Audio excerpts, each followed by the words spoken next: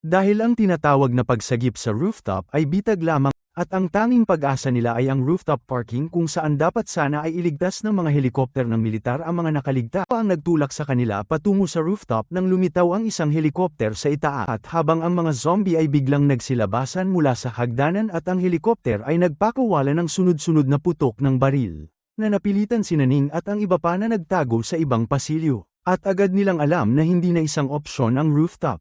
Naalala ang matapang na anunsyo ni Ning noong nakaraang gabi at nagtataka kung bakit hindi dumating nang mas maaga ang mga estudyanteng ito. At ang mga estudyante ay tumawa ng mapait, na nagsasabing, mga hanggal lang ang nagtitiwala sa gobyerno. Dahil ang tinatawag na pagsagip sa rooftop ay bitag lamang para tipunin ang mga nakaligtas sa isang lugar, at ang kanilang mga salita ay pumukaw sa nakakakilabot na alaala ng helikopter na pumalo sa mga desperadong tao gamit ang mga bala ika ng pelikulang zombie. Dahil sa bagong pagkalat ng virus, hindi kailanman ipagsapalaran ng gobyerno na makatakas ang sinuman sa yugto ng incubation, na nangangahulugang walang awtoridad, ang magpapahintulot sa mga tao na umalis sa quarantine zone, at ang malungkot na realisasyong yun sa wakas ay some sa pag-asa ng lahat na makarating sa rooftop.